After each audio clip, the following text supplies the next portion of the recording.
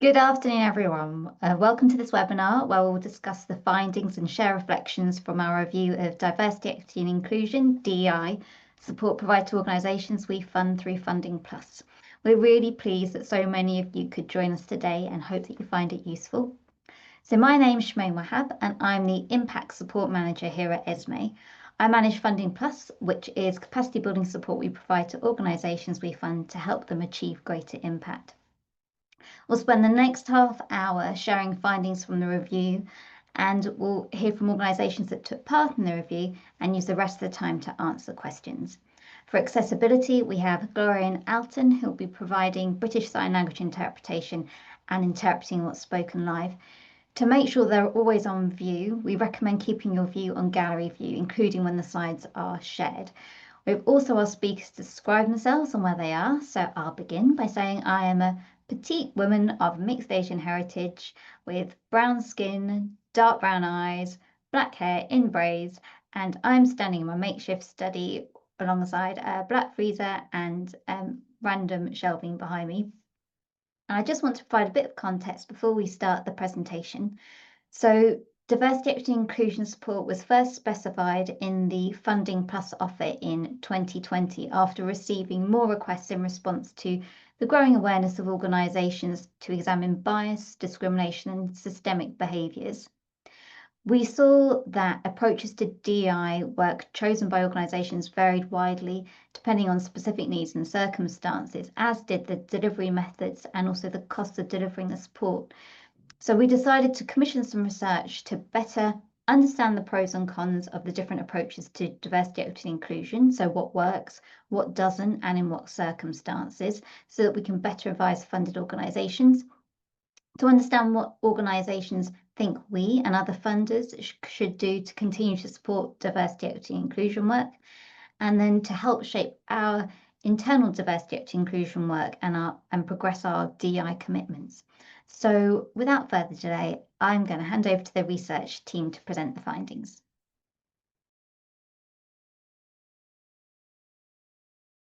Great, so over to you, Theresa, to start us off.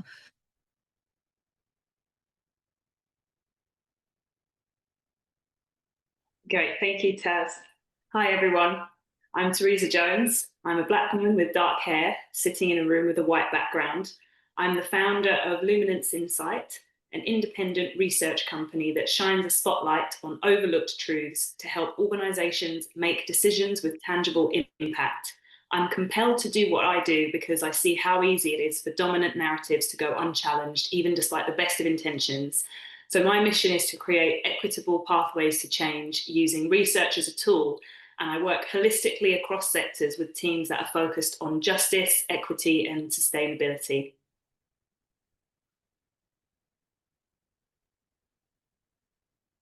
Is it over to me next? Great. So I'm Amira. I'm a researcher and evaluator by training, and I was one of the 3 members of the evaluation team on this project. I am a South Asian woman with pale skin, short dark brown hair, brown eyes and glasses, and I'm sitting in my home office, which is also my 2nd bedroom, and you can see the cupboards behind me. So I was really drawn to this project because my work has also increasingly started specialising in power, participation, inclusion and equity and justice. And really my mission is to ensure that the insights that we gain from research lead to meaningful change and that reports don't just sit on the shelf. This is why I'm really excited to be part of a webinar explaining our findings today. And finally, I'll hand over to Taz. Thank you. So I'm Taslim or Taz, and I'm also a fair-skinned South Asian woman with long dark brown hair and very, very dark brown eyes. They're almost black.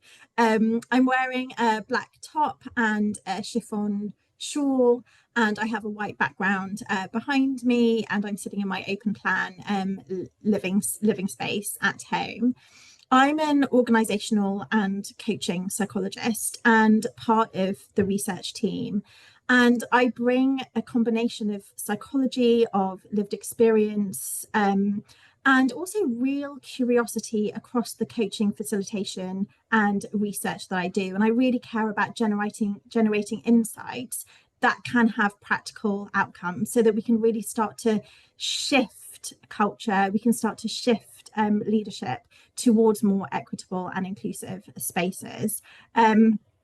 So that essentially nurture more caring, more reflective, more sustainable, more relational ways of leading and working.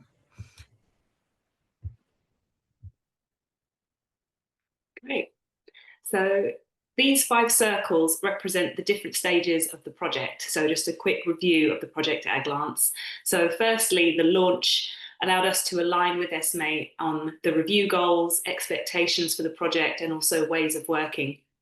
And then that was followed by the desk research stage, which was the review of the existing materials. And we had quite a lot to go from as well. So that included key information from the Funding Plus bids, impact reports, and also information about the practitioner summaries as well. And then we gathered feedback. So we started doing our semi-structured interviews, and we had written evaluations as well.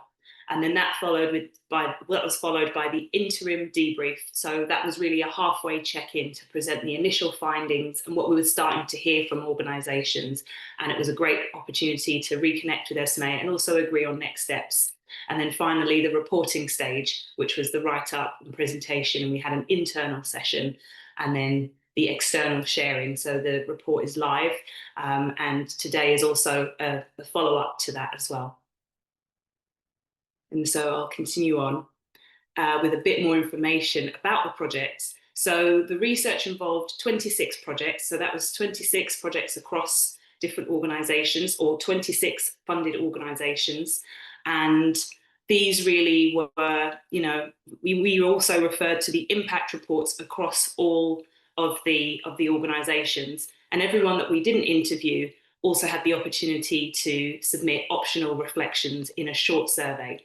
So across the 10 organisations that we did interview, we heard from 2 people per organisation to understand the organisational journey from both perspectives. So we did 20 interviews in total. This had the benefit of adding layers to the stories. And so combining that with our earlier desk research, we had the information for the funding bid, we had the reflections in the impact reports, and then we had multi-layered insights and reflections further beyond that as well. So in some cases, they were the interviews had taken place 6 months after the project had ended, and in other cases it may have been a year or more. So we had a lot of layers to the project in terms of the reflections. The DEI focus for the interviewed projects was mainly across these main areas. So general DEI with race as well with 4 projects. The intersection of disability and race with 2 projects, and disability with 1 project. And again, this is the organisations that we spoke to. And then the areas of ESME's strategy really focused on mainly a fairer future. So that was with 16 projects of the 26, followed by creative confident communities with 5 projects, our natural world with 4 projects, and 1 infrastructure projects. And these projects were a mixture of UK-wide and specific locations. And I'll hand over to Amira next. Thank you. So just before I start to explain about how organisations engaged with DEI support, I'll just give a quick outline of what we're going to speak to. So we'll say a little bit just here about the ways in which organisations use the funding for DEI support. We'll give you a quick overview of the key themes that we found in our research, and then we'll do a little bit of deep dive into the enablers and barriers, into the outcomes, and then into the recommendations for organisations looking for DEI support and for funders. So just to start with, we found that there was a real diversity in how organisations actually engaged with the support that was provided for them. But most organisations worked with providers over a period of several months rather than in one-off engagements. And all of those engagements were bespoke to the organisations. Most organisations opted for a combination of training and consultancy. So often there was an audit or a survey that was then followed by a training workshop that was then followed by some coaching. And alongside that, there might have been some development or co-development of action plans. There were a couple of specific organisations where they did focus really on training, where there was a really clear need identified. And what then happened was that the provider worked really closely with the organisation to design that training so that it met the organisation's needs. And we can say a little bit more about that as we move forward. So then just to pick up the key themes of the research that we found, if we go to the next slide. So the first thing I think we've already picked up, which is that there was a real variation of journeys for the different organisations. Organisations were at different starting points, they had different needs, and they had different capacity to engage with providers. And that meant that tailored support was really important. Organisations really needed someone who could meet their specific needs and align their DEI methods and approaches with the organisation's goals. We also found that those organisations that already had a culture of being relational, being vulnerable with each other, and having a learning approach tended to benefit more from the DEI support that they received. And also we found that those organisations where DEI was integrated, not just into HR, but into strategy and operations and project delivery, generally there was a stronger impact across those. I think there's a quote that will pop up in a second. So one of our interviewees said, "You can do all you want with recruitment and representation, but if the impact of your EDI work on the community you serve isn't transformative, it isn't going to go anywhere." And that just outlines really how ambitious a lot of the organisations were. I think I'm handing over to Theresa next for the next bit. Yes, thank you, Amira. So we also heard that the partnerships shaped the practice. And by that, we meant it was really the work of the practitioner and the organisation coming together that shaped the way that the projects then were implemented. So the provider characteristics of the work were also important, the DEI provider characteristics. And I'll be going into those in more detail on the next slide. But we also heard that building safety and adding structure and rebalancing power were seen by interviewees as particularly transformational for organisational DEI, and that was something that partnerships were able to do quite well. And our quote here is, "One thing that was good for us was that initial trust building. I've heard about other situations where it's gone badly and there have been these big open conversations that bring up a lot of pain and then leave people to crack on. You have to be wary of exposing Black and minoritized staff to the ignorance of their colleagues." So that just really speaks to, you know, the skill of the partners to be able to hold all of these vulnerabilities and everybody who's on different journeys together to be able to move forward collectively. And I'll pass over to Tess. Thank you. So another key theme that we saw was this, and we saw this across most of the interviews, was the challenge actually in understanding the kind of theory and the kind of more academic side and the kind of knowledge side, but really then being able to translate that over into practice, and a real acknowledgement that this takes time. And also that it was really interesting, one of the things that we found was, how do we do that? How do we do that translation process? How do we actually enable people to take what they're learning and really put it into practice? And one of the things that quite a lot of organisations spoke to was really building a shared language across the organisation. So people had the language and the skills to be able to have those conversations, especially if some of those conversations were more difficult. And we also found that where providers were able to offer some tools and some frameworks that also supported that shared language, that really, again, enabled people to have some of those conversations, but also start to really put things into practice as well. But we also found that this process is often constrained by short-term project-based funding, which actually could limit the space for strategic planning or organisational development as well. So there was a real call for longer-term funding approaches, which we'll speak to about a little bit later as well. And we pulled this quote out for this, which reads, "So for instance, when the riots happened over the summer, I think that the team felt more comfortable having something to say about it than they might have, because we accepted that we are going to be vulnerable in this." And this actually came from the white supremacy culture toolkit, where one of those characteristics is perfectionism. And so that gave the organisation the language to be able to say, well, we're still learning and we're still growing, but it's important that we put something out there even if it's not kind of perfect. And so that kind of demonstrates how that shared language enabled those conversations to happen so that more action could take place. Theresa. Absolutely. And on that language and the time needed to have those open conversations, it really ties into that general feeling across our interviews that we were hearing that ESME's funding plus support is very well placed to really enable capacity building, the fact that it is specific funding for this that allows that kind of safety to have the conversations, to build a shared language and to bring themselves in a more vulnerable place together with each other. We also heard that flexible and light touch support was really valued by organisations, and they felt that this was really offered throughout by ESME. And that also all of this together provided safe and open spaces for progress, which was seen as key. And there was a general feeling as well that among the organisations that we heard from was that peer learning opportunities could really strengthen the impact and maintain momentum. And we have a quote about this as well. So from this interview, this quote reads, "I've always found those sorts of things, peer networks, really useful to meet with other organisations and be able to put those topics together and have some expert speakers so that we get inspired."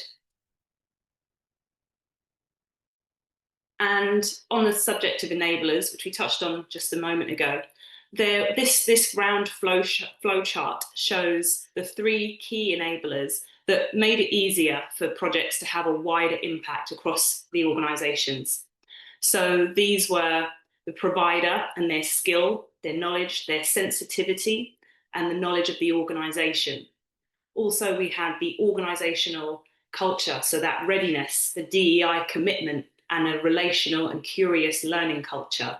And thirdly, we had a clear vision and parameters for the project. So that happened really before all the other things. So clarity of the vision and also of the ask at the funding stage. And these were described as really setting the tone for the project and how they were implemented, felt, and embedded within organisations. And I'll hand over to Taz. Thank you. And we also identified a real mix of barriers as well. So some challenges that emerged when we were speaking with the organisations. So I'm going to focus on the internal barriers. So these are some of the barriers within the organisations, and then Amira is going to focus in a moment on the external barriers, which are the more kind of systemic barriers that organisations might come across. So one of the first ones was actually capacity and conflicting commitments. So even if there was a real intention to want to engage in this work, there sometimes were some quite logistical challenges, and I know JERICHO will speak to some of this later. So there was something here around how do we create innovative ways to make training and workshops or culture change projects really accessible, and I know that ESME's flexibility really supported with this. We also found that although strong leadership buy-in was really common, where that wasn't the case, so where there was maybe a disconnect, maybe with, for example, with the trustee boards, it was much harder to ensure that the funding was spent on what it was intended for and to embed the work across the organisation. And then a little bit about the misalignment. So this is where we found that organisations, like Theresa said, who had really clear parameters and really knew what they wanted and therefore could communicate that really clearly with providers, really benefited. And there were a couple of occasions where misalignment occurred, whether that was within the organisation or maybe sometimes between the organisation and the provider. And so there's something that we would really encourage, which is building in like continuous checkpoints throughout the project, so that if there are any misalignments, that we can make sure that everyone kind of comes back together on the same page. And then a really big one is fear, right? Like we heard about really fear of getting it wrong. letting down minoritized communities, and how that can actually sometimes be a barrier to just even getting started. And so there is something again here that I think is about how do we plan to work with these fears and with these anxieties when we're engaging in this work, which can be quite challenging and quite complex. So handing over to Amira. Thank you. So those were some of the internal barriers within organisations, but most of the organisations we spoke to also really kind of highlighted particular external barriers, and in particular, the sort of short-termism that they were working within that was a result of funding constraints. So many of the organisations, if not all of them, much of their income comes from project-based funding. Sometimes that's 1 year, sometimes that's 2 years, sometimes that's even shorter than that. And without core or ring-fence long-term funding, the organisations were really struggling to embed lasting change. So they really benefited from the money that was there for Funder Plus, but then when they had to find that money from another pot, they often couldn't, because those other pots were ring-fenced or were project-based or were not usable for DEI work. And so that made it really hard to sustain momentum and to prioritise. And because of that kind of short-term project-based funding system, it's often harder for charities to embed any kind of change, whether that's DEI or whether that's something else, because often there's very high staff turnover because people are on short-term contracts, because people are on project-based contracts, and because there are just so many competing priorities. One of our interviewees really spoke to this and said there are always so many competing priorities, and it's so difficult to make plans when you don't quite know what on earth is happening to your organisation in 6 months' time. And they found this a real challenge, not just in embedding DEI support, but generally trying to develop as an organisation. So we talked about the enablers and barriers. Let's talk about the difference that the support actually made. And we found that the projects, the DEI support had outcomes at 5 levels, with increasing levels of kind of organisational complexity and embeddedness. And these depended on the organisation's starting point, internal culture, and the kind of support that was provided. So level 1 was really around personal learning and transformation, and all the organisations we spoke to saw outcomes at this level, that individuals within the organisation, or sometimes groups within the organisation, learned some new theoretical frameworks, but also shifted their assumptions, changed their mental models, perhaps built new relationships, perhaps had a different emotional response to something than they might otherwise have done. So those personal transformations were really important. They're the absolute core starting point for any future change. And so one of our interviewees, and this was really common across several different organisations. I think we know from conversations with staff that it's just opened their eyes to different ways of thinking, an understanding of what somebody might have been through and how things might impact them. So this growth, empathy, and understanding of people with different lived experience from their own was often the starting point to build future change. From there, organisations moved to action planning and strategy. And again, most organisations managed to make some change in this area. So they had some sort of plan for next steps. It didn't just stop at personal learning. They were able to at least plan for what they were going to do next.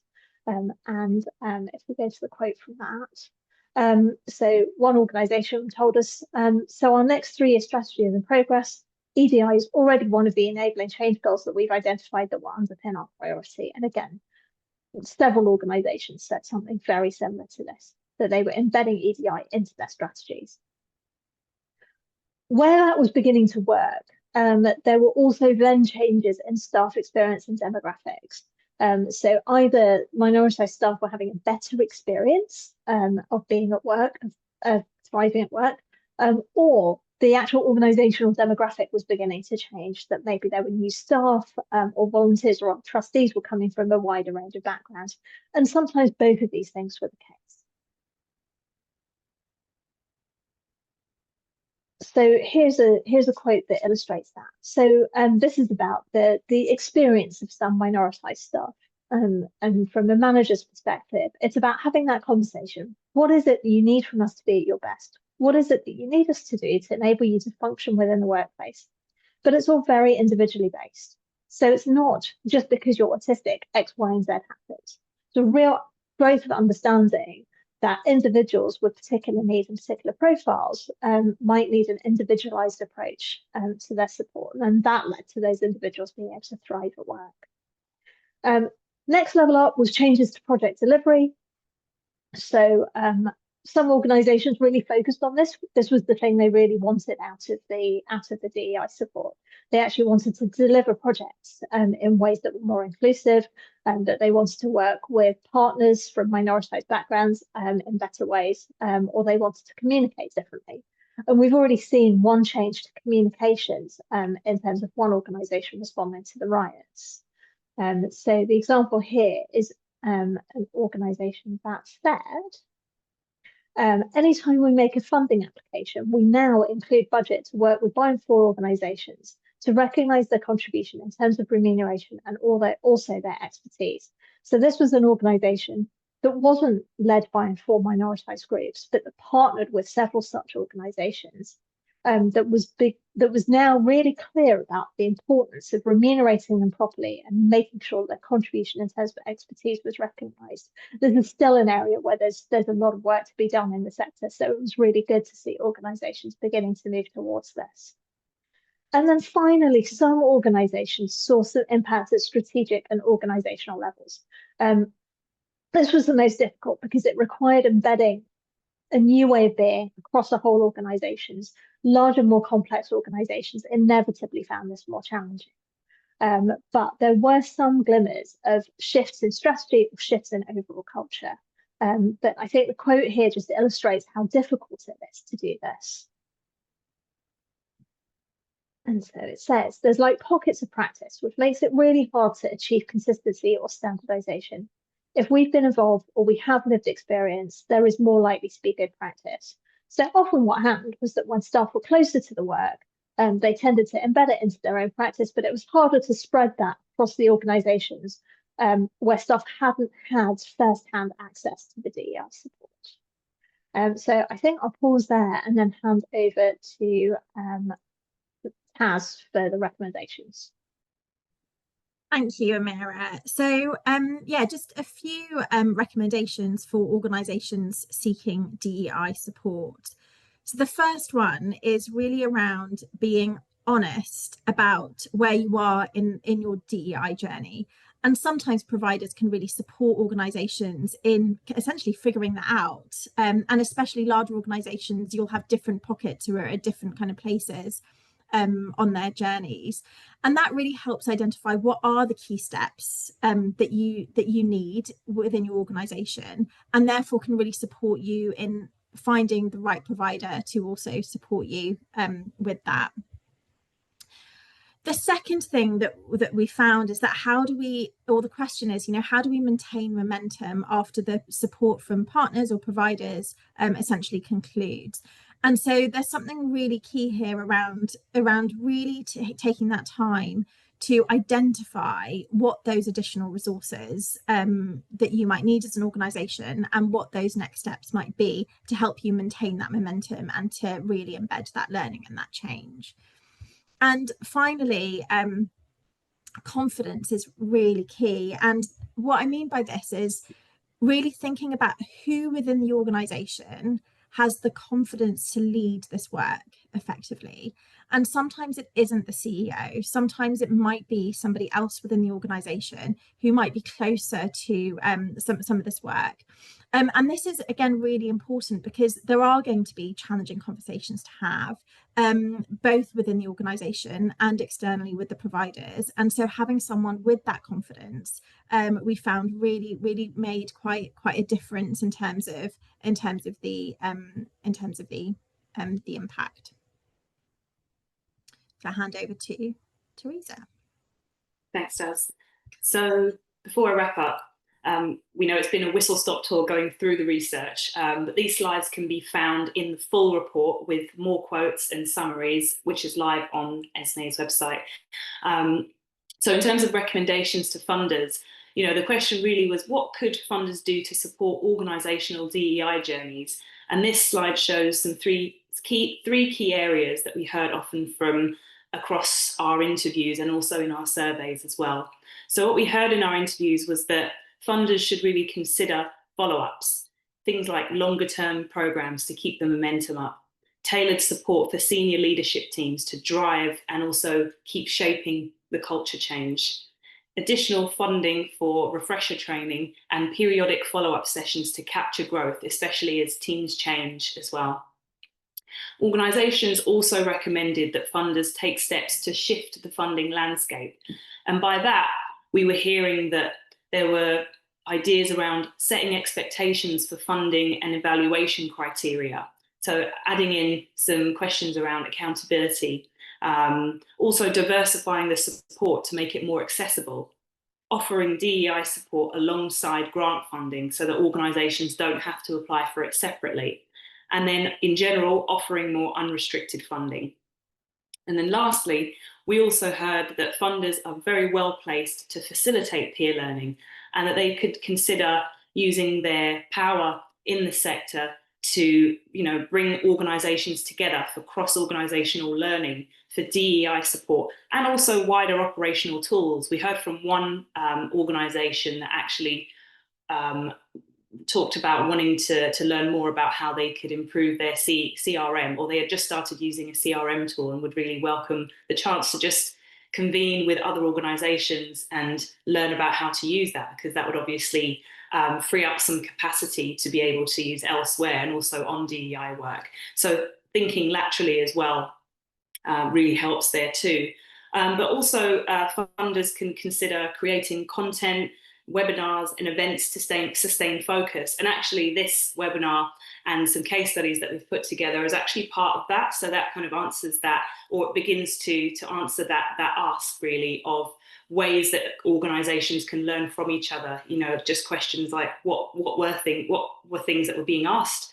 Who did people work with? How did the project go? What were the challenges? Things like that organizations can sort of learn from each other really on those journeys. But yeah, that's it from the research side of things. I'll hand over to Taz and the panel.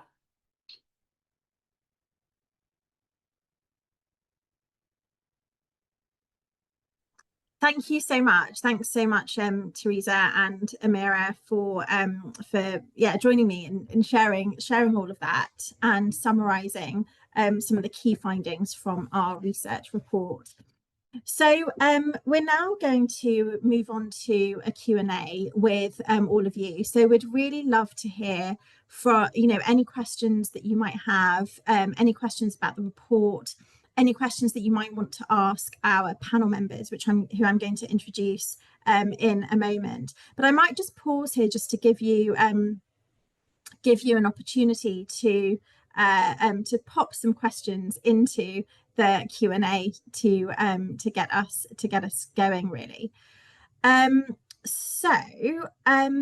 We are delighted to welcome our panelists to the Q&A. And I'm going to briefly tell you who they are and then invite them in a moment to introduce themselves. So firstly, we have Dawn Hall, who is the People Support and HR Manager at JERICHO.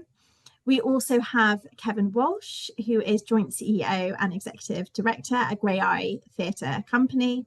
And we also have Saba Shafi, who is the CEO and CEO at the Advocacy Academy as well. And so in a moment, I will ask the panel members to introduce themselves and share a little bit more about their DEI journey with Funding Plus. And then we will start to respond to some of the questions that are coming in from the in the Q&A box. And just to let you know that if we have a lot of questions and if we're not able to answer all of them today, we will endeavour to answer them after today's session, and the answers will be shared alongside the recording after the webinar. So just to get us going, I'm going to invite Saba first to just to share a little bit about you, about your organisation, and about the work that you did with Funding Plus. Thanks. Hi everybody, my name is Saba Shafi, and I'm the CEO of the Advocacy Academy. I use the pronouns she, they.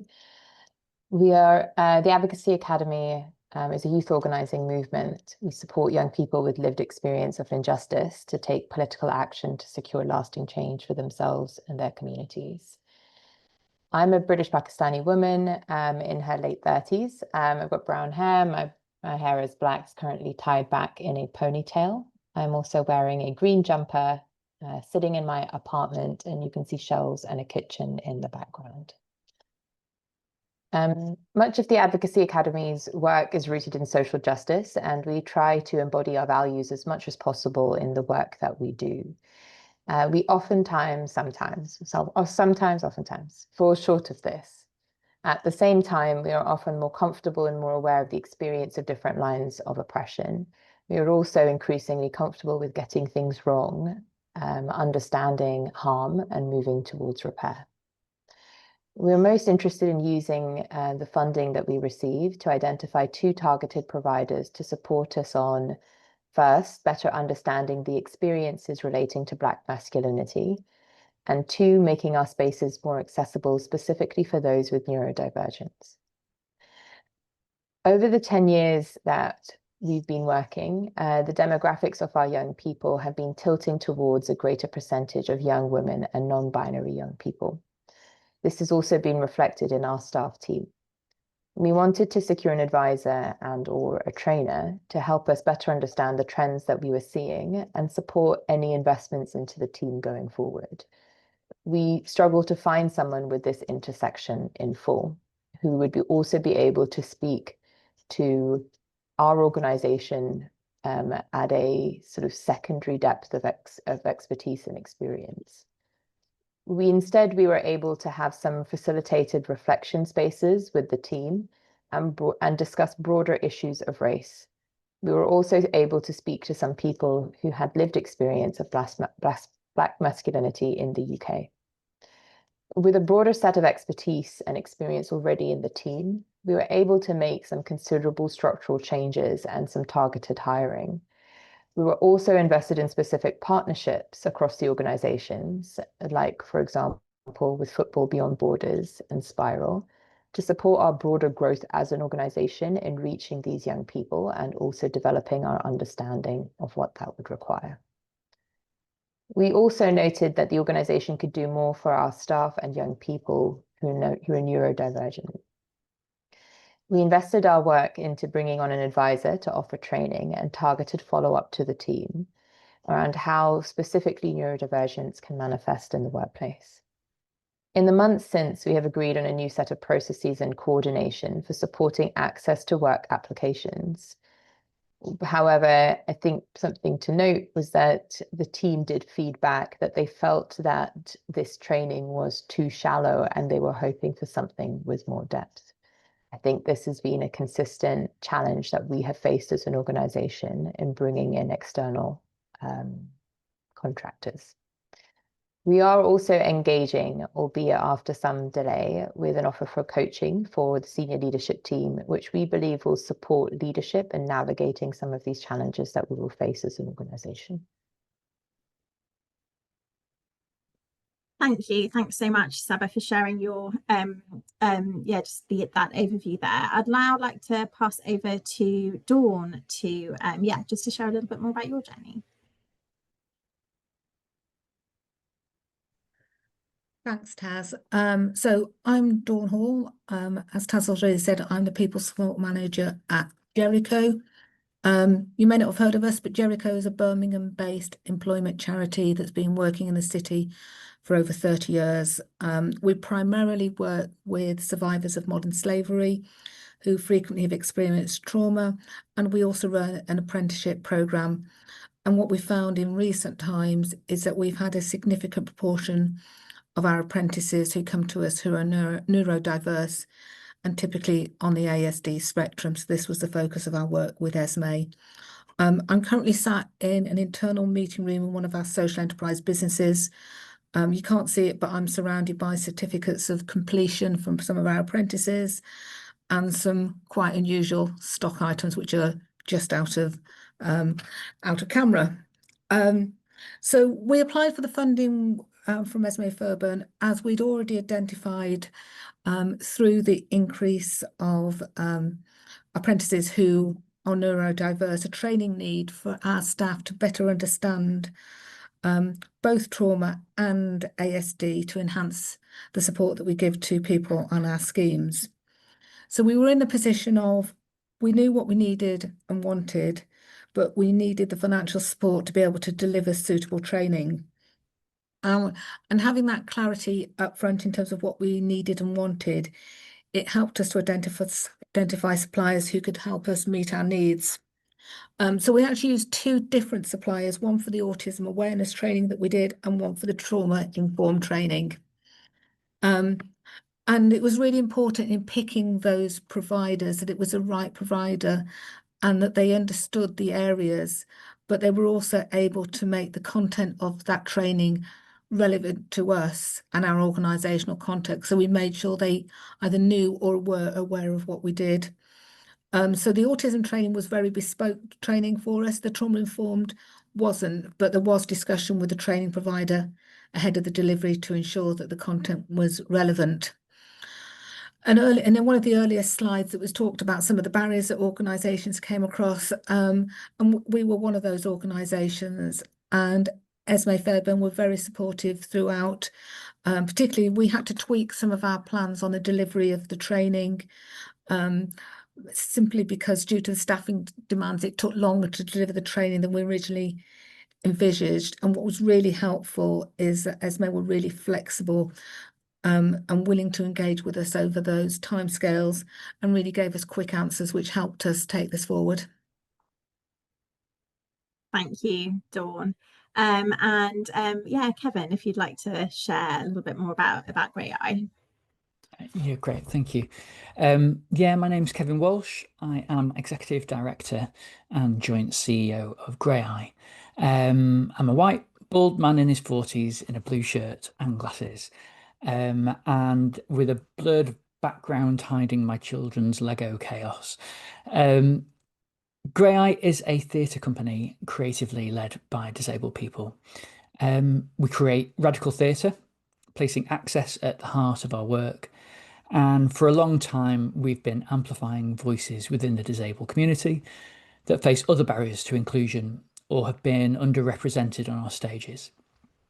However, in 2023, there was a notable shift in tone behind internal conversations we were having around race, religion, culture, and disability.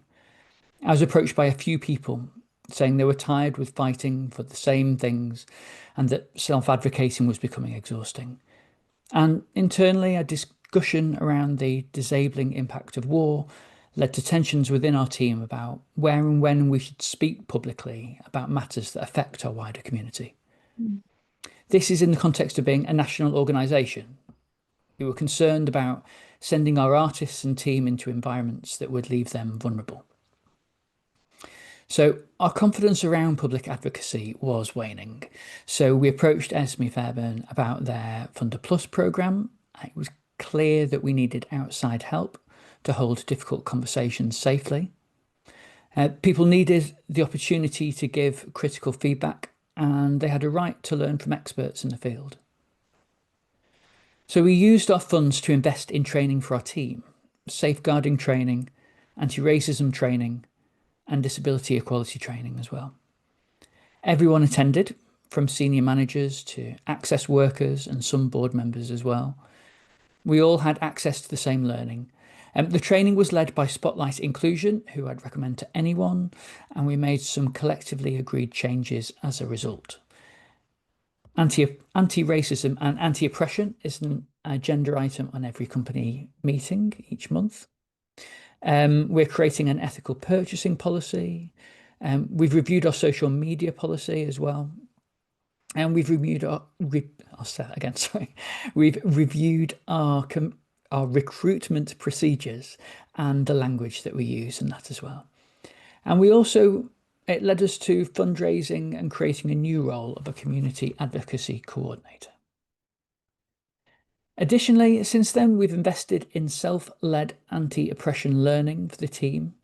And I've set aside funds in this year's budget to offer this for up to 60 people from our community of artists. This isn't a one-off investment, it's a long-term commitment to change. it means it remains on everyone's agenda. It's really important to us that we share out power with our community wherever possible. And we are a learning organisation. We get stuff wrong along the way, but we want to continue our learning in years to come.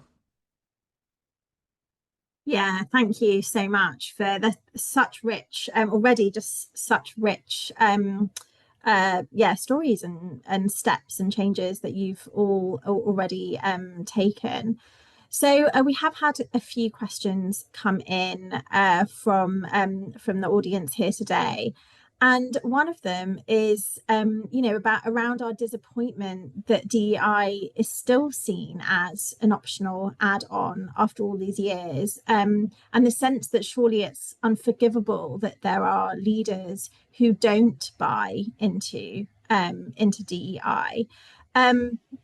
And I thought actually I'd come to Theresa first, just because you've got quite a broad understanding of the research, and then I'll come out to the panel members on that question, because yeah, it's something that we actually saw a little bit as well in the organisations, in terms of there were some organisations that were much further ahead in their journey and it was more about embedding, and other organisations where it was a little bit more of an add-on. Yeah, so Theresa, I'm just wondering whether there's something that you might want to share there, and then I'll bring the panel in. Sure. Yeah, there was a bit of context from some of the organisations that we heard from, and it seemed as if one of the challenges was in trying to align internally. So different teams or different departments are at different stages, and then individuals within those teams are at different places on their own personal journey, because the personal journey is also part of this work as well.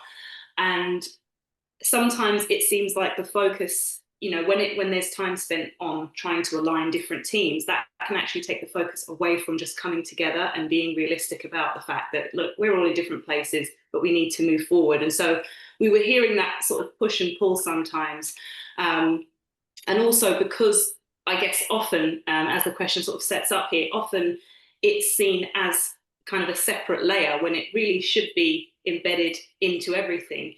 And the organisations that were further ahead in their journeys were really finding ways to kind of live that in what they were doing, and looking for areas where they maybe didn't have as much knowledge. Or we had a quote in the report where someone said, it's not necessarily about celebrating the 7 out of 10 people in the room who are there, it's also about asking us why the 3 out of 10 aren't there.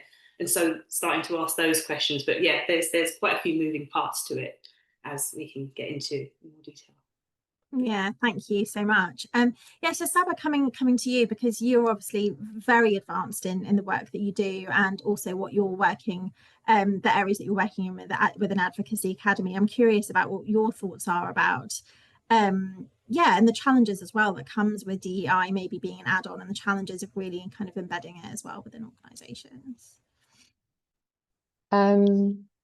Sure. I think I recall the question was about sort of disappointment. Are we disappointed? I think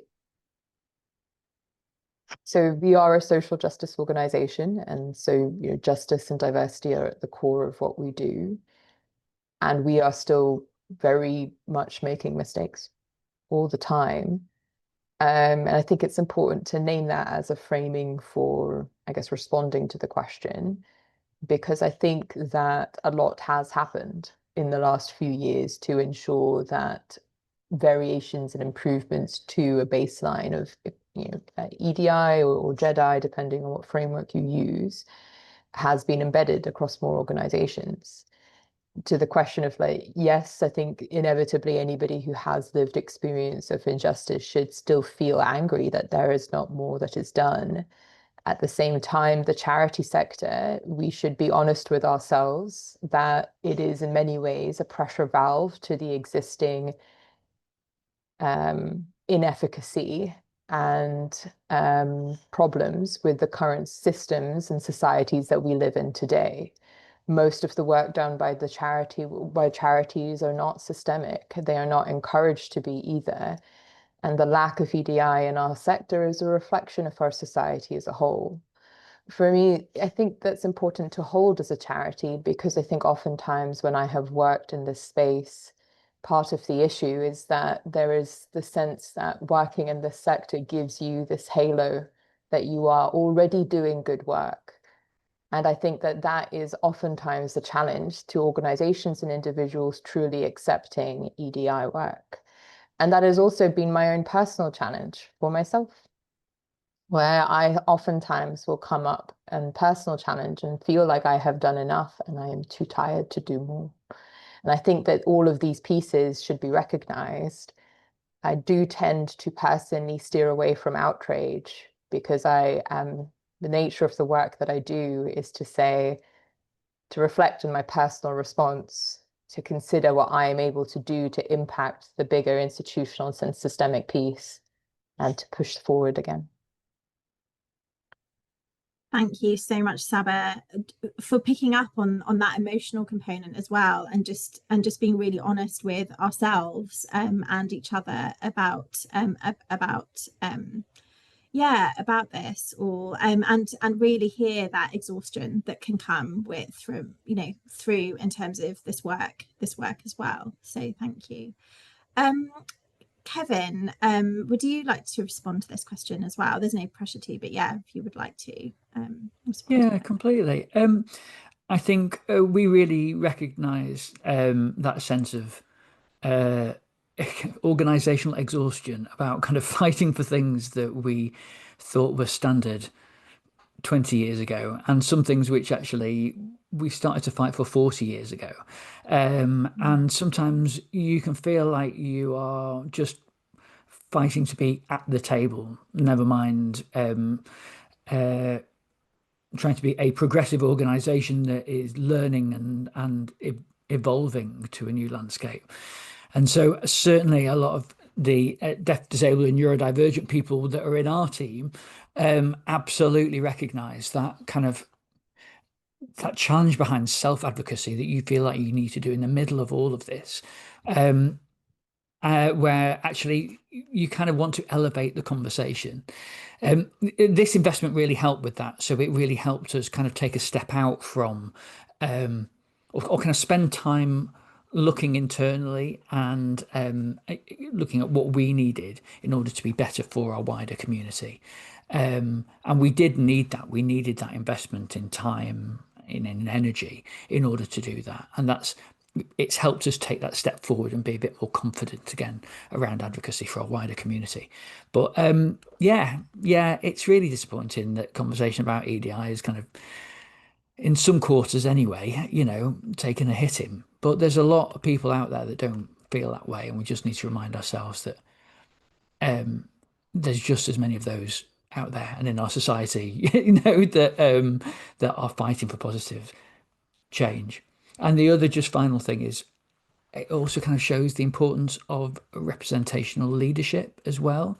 So kind of representation right the way across the organisation, from board to executive teams to anybody in a management position, because those are the people that you want to fight for EDI and representation kind of across the whole of the organisation. Thank you. And Dawn, is there anything you'd like to add to this question? I suppose just coming from us, or the angle that we dealt with it is, I think that there is just, I think from an EDI point of view, and particularly when we were looking at it through a disability and a learning disability lens, I think there is just recognising the difficulty that people with those learning disabilities have to try and get that even chance. And it's disappointing that, again, that they still have to fight for it, and we're treated as quite a specialised employer, and that other employers don't take that chance on people. Thank you. Yeah, and I think it kind of feels a bit kind of building on what we've just been talking about. But there's a question, if I can find it, there we go, that's really about whether there's more specialist DEI support options in response to what we're kind of seeing play out at the moment in terms of you know, the current crises driven by anti-migrant migrant sentiments. And I'm actually, Graeae, Kevin, just because of the journey that you've been on with Graeae, and part of what it sounds like you've been doing is wanting to kind of address and kind of speak out more about kind of what is happening in the world. I'm just curious, yeah, just what your reflections might be, yeah, on that as well, and then I'll come to Esme to kind of respond in terms of if there is any specialist support that they're available, that they're aware of. So I'm not aware of any specific organisations that you know, or any specific courses, I would say, that relate to DEI in that particular area, but we are working more broadly. You know, anti-oppression more generally is something that we are kind of looking for in our next step. Was that what you meant? Or sorry, can you ask me the question again? Sorry. Yeah, it might not be the right question for you, but yeah, I was just curious about whether you just had any thoughts on yourself in terms of like addressing the current crises driven by anti-migrant sentiment, but totally okay if not.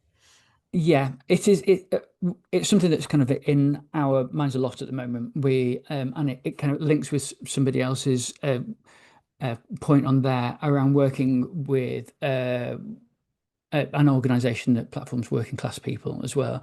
You know, we work with people who are outside of the arts, people who are new to this conversation generally, and who are from white working class communities. You know, our current show Bad Lads is working in the northeast of England with people who have been oppressed in a whole load of different ways and don't share the learning that we've been through, and or you know, the things that we're passionate about around you know, around wider kind of representation in communities. And so we have to kind of set standards in how we work with them. So we're asking everybody to sign up to our kind of code of conduct in terms of how they work, you know, with each other and with Graeae, and how people are respectful to others in the room. And it's only sometimes when you're in the room with somebody that you can then have that conversation around those kind of wider sentiments that are becoming more prominent. And we're not there yet. We're kind of on that journey, but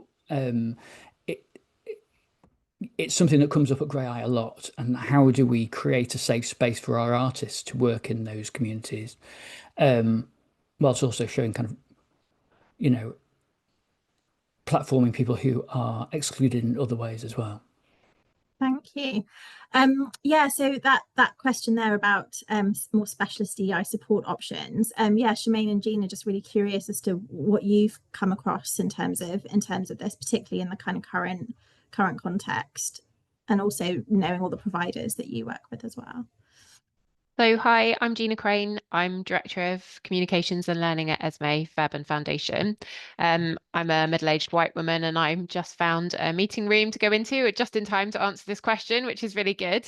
So I'm not sure I can answer that question exactly, but we can share more examples of potential providers in the transcript afterwards, once we've had a chance to look into that. But there were a few different questions, if I can go into that, thinking about the rise in anti-migrant sentiment, the maybe pressure on DEI in general, and what funders think of that I can answer. So I'll just do that. I think it's really important to start by saying that at Esme, we are committed to diversity, to equity, and to inclusion, both in our work, in our organisation, but also in supporting the organisations we fund to make progress towards equity and towards inclusion. And it's our job to respond to what organisations want, to respond to need, and to help them on their journeys, rather than dictate what those journeys might be. I would say two things that we're really worried about or thinking about and active on at the moment are thinking about well-being. So the well-being, particularly of those people working on the front line, maybe in more grassroots organisations, who have services, advice, support services. We've recently reached out to lots of organisations we fund to offer support, and heard back a real shocking number of instances of racist violence, particular threats, things that have happened to people that we fund, like direct things happening in the UK right now. We can support them with help to sort of navigate this crisis situation, with their security, with their communications, with the help and support they can offer their staff and volunteers. But that's just a sticking plaster over this situation. So we need to think about the lived experience of those people and how to support them going forward. We also need to think about, as a sector, as a funder, as an organisation that is working for migrant justice or racial justice, or for children and young people's rights, how do we support those organisations to navigate this? And we can't do that by ourselves.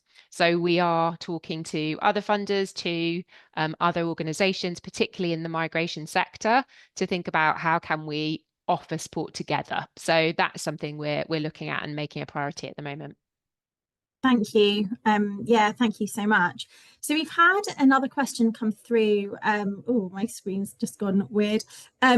Which was around the sharing about the learning culture. So, and I'll come to Theresa first, and then I might come to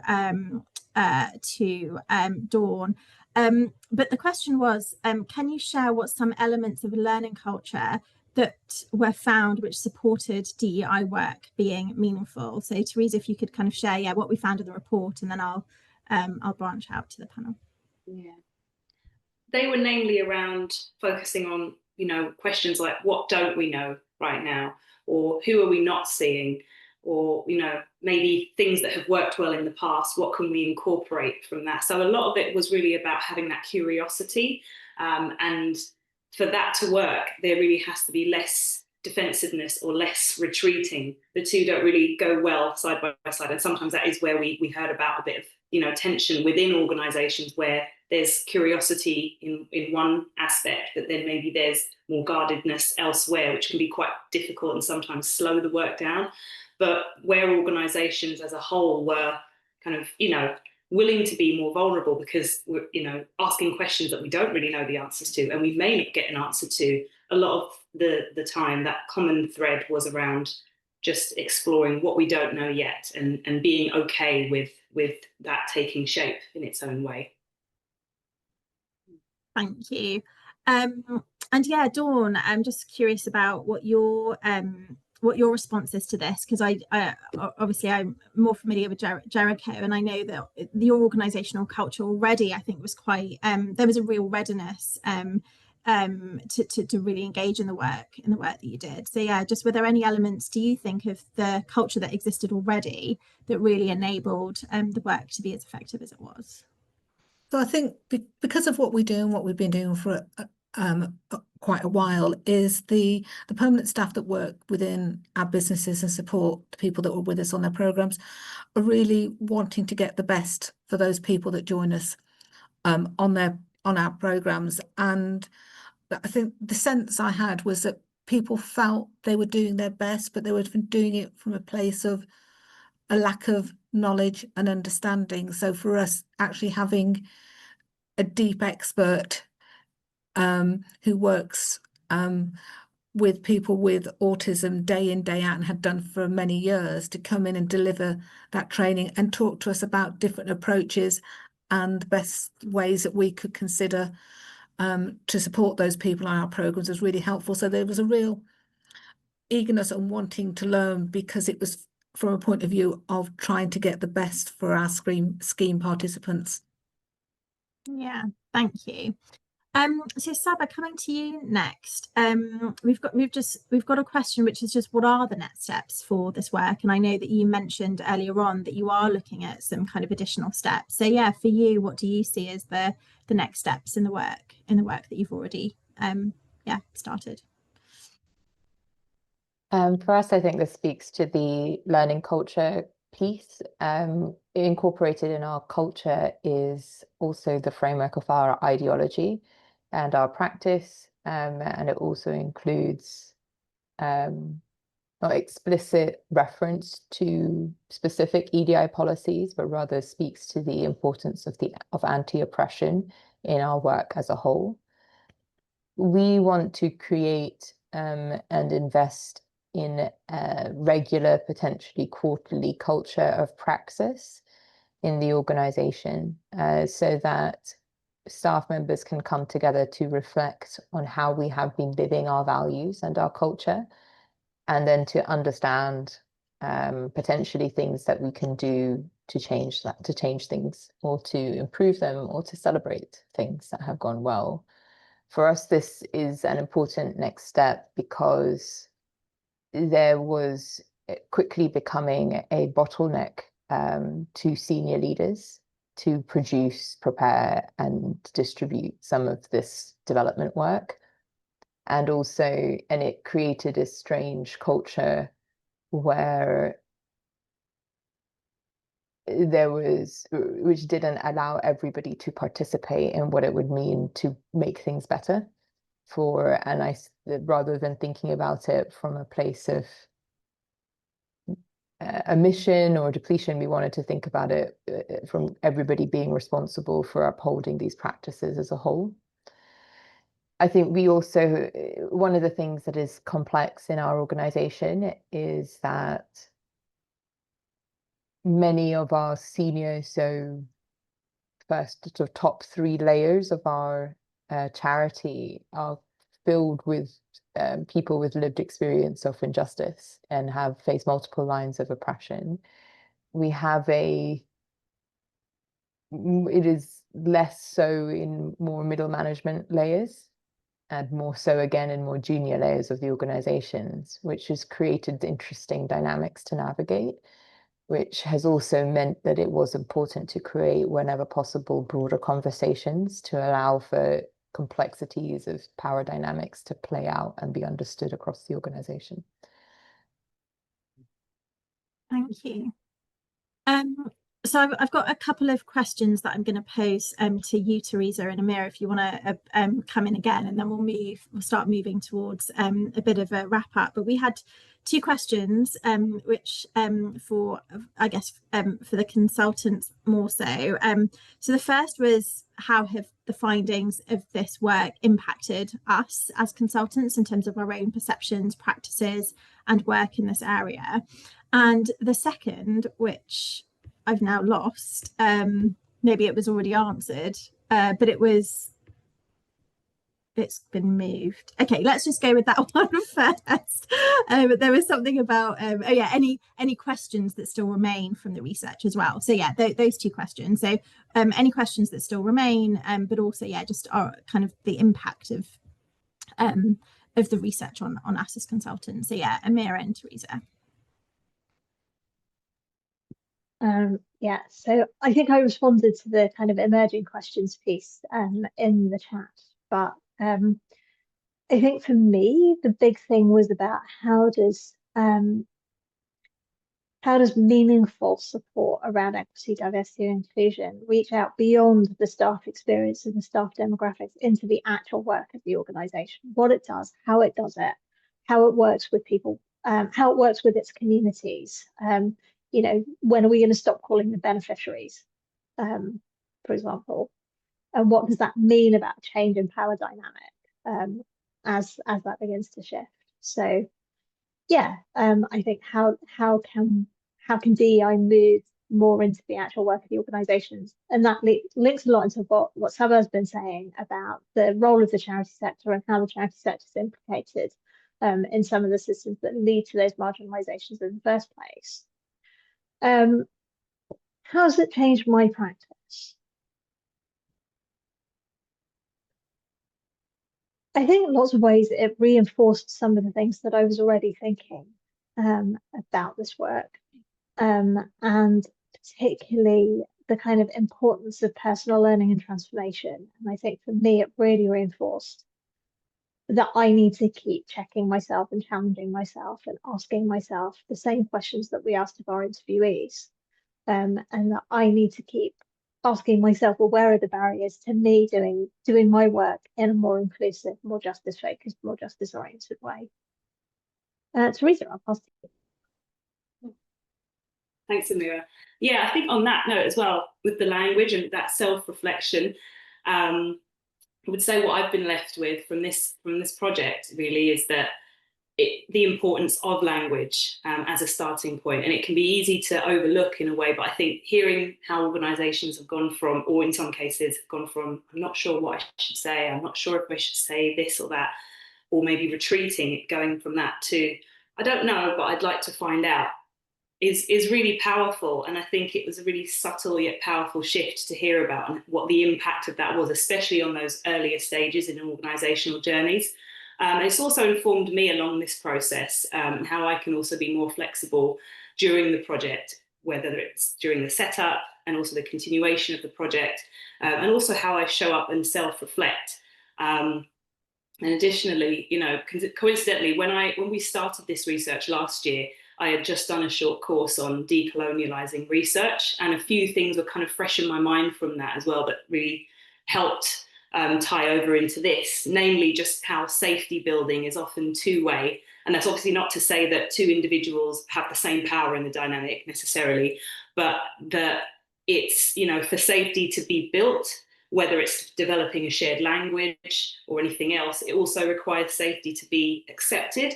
And then that also kind of brings up self-reflection and how safe I feel within my context, whether it's my community or even within myself.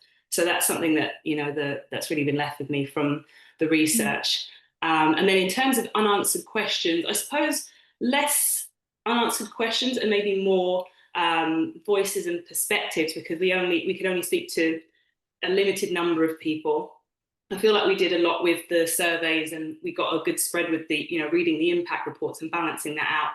And then with the 20 conversations we had across the 10 organisations. But I guess because we made sure that at least one person per organisation was quite senior, that also does reflect the fact that, you know, there isn't much diversity in senior leadership as well. So it skewed some of what we were hearing to that extent. But that's also why when we set up this research, we wanted to make sure that we heard from another staff member at a different level, and also took steps to ensure that we heard from different lived experiences. But I think, yeah, if maybe we were doing an expansion of this, that might be somewhere that we start. So. Thank you.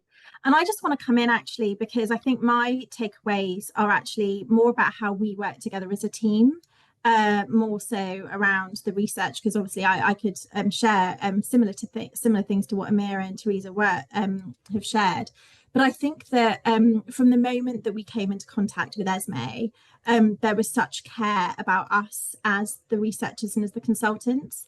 And I think that was really powerful. Like, our working relationship has felt very equitable, very inclusive.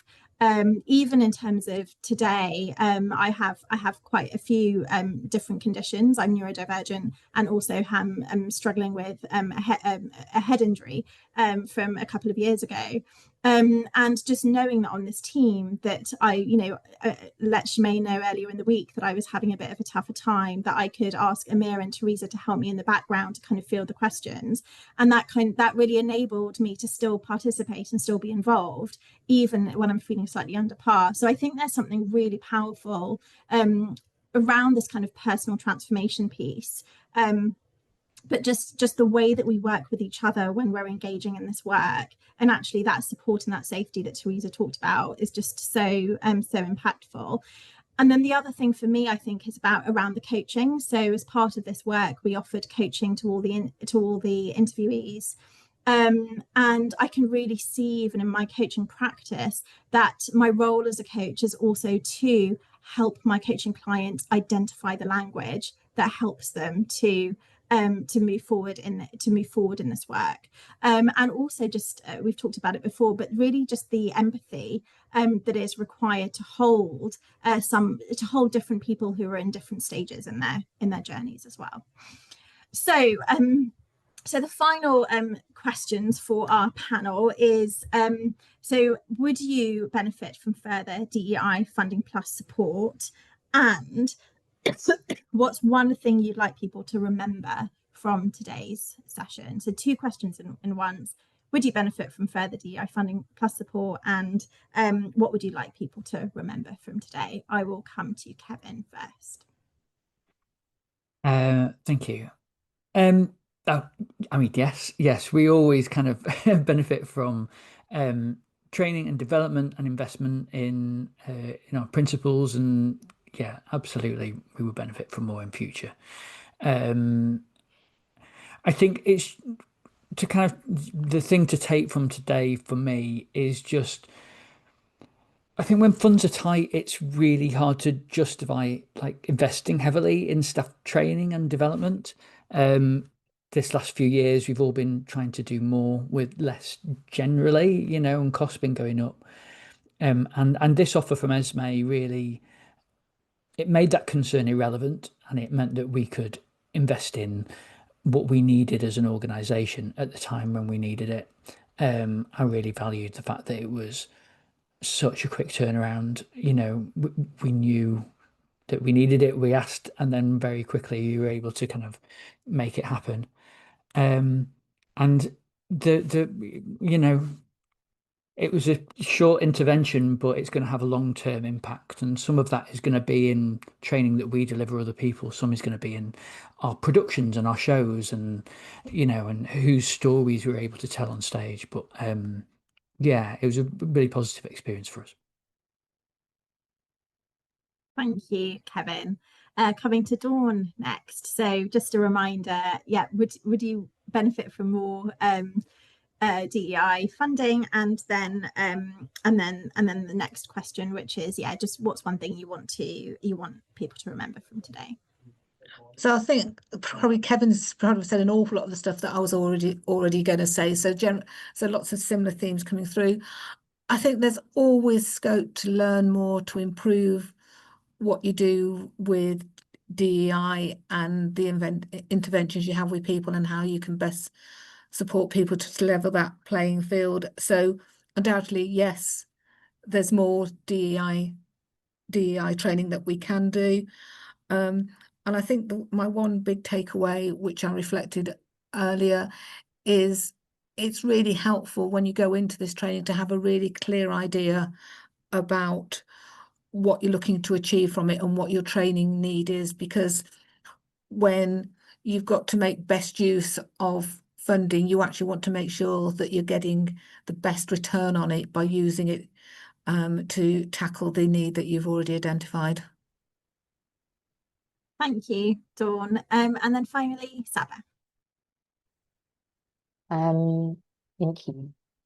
I think that targeted funding for DEI work was really important for us in that moment to create space for specific initiatives that we were struggling to prioritize amidst other things. But I'm not sure I would say that the takeaway is that funders should provide more targeted DEI support necessarily. I think that as a funders plus option, treated equally, I would think of it more as it is important for funders to offer funding that allows organizations to respond to needs through the grant, including aspects to tackle ongoing issues internally in an organization that can be addressed by DEI. I think more interesting is for funders, if funders would make it clear that investment in DEI is critical to securing funding in the first place. And I think that is a more interesting lever to push, because if I think of the levers that the feedback I have given from funders from why I don't win certain applications, the main pieces of feedback are around, I know that funders look for living wage accreditation. I know that funders look for if you have detailed monitoring, evaluation, analysis components, but I very rarely see, if at all, funders care about if you have genuinely considered anti-oppression in the work that you do. And so my self-interest isn't necessarily aligned if I wasn't an organization that was already centering social justice in its mission. And this goes back to my initial point of saying that if this is a systemic issue, rather than something about individual leaders, because on an individual basis, it is genuinely hard to truly make the kind of changes needed to accept different anti-oppressive frameworks. It is a systemic issue, and I think there's a reflection for funders to make in that space. I think that the biggest takeaway for me from this space is, I think, that piece around the learning culture. And I think somebody mentioned the framing and the connection to white supremacy. People are really afraid of getting it wrong. They are afraid of being, and then on the flip side, what we often have to struggle with is people are obsessed with getting it right. And that is paralyzing in a different way. And there is the framing that I think we would use, if you'll sort of indulge me giving an answer in full, is that you have to recognize that you can't be neutral on a moving train, and you have to apply strategic and intersectional analysis. And you also have to recognize that justice will look different to different people, and that there is no one truth or one version of the world as it should be, and that different organizations and groups are all trying to make the world better and more just, and that there are inherently biases in our work. We cannot always take every moment to find the time to reflect on this tension. And you have to believe in taking action today while also balancing values, culture, and the practicalities. And then I think it is about giving yourself space to reflect as you go. Yeah, thank you very much. That's a really powerful way, I think, to end our panel conversation and discussion. So I just want to say a huge thank you to Gina and Shemaine and the ESME team. Like I said, for just the opportunity to really engage in this work, and yeah, just for the way that we worked together as well. And a huge thank you to our panel members, Dawn, Kevin, and Saba, for your time, for your energy, for your input, for your just for your honesty and vulnerability in what you shared, and then also Theresa and Amira, just for being brilliant co-workers in this space. And yeah, and I will hand over now to Shemaine to wrap up. Thank you so much. And I just want to echo that. I just want to say a huge and heartfelt thanks to you all. Taz, Amira, Theresa, Dawn, Kevin, Shaba, and the ESME team for all your hard work, your honesty, your energy, your care in creating the report and contributing to this session. It's been really insightful. And also to Gloria and Alton for providing their interpretation skills. And also it's just to say thank you so much for everyone who attended and engaged with this session. I hope you found it useful. If you still have questions, please get in touch and we'll see if we can get those answered. And a recording of the session and the transcript will be shared on our website in due course. So what's left to say is goodbye, and I hope you have a great rest of the day and week. Thank you.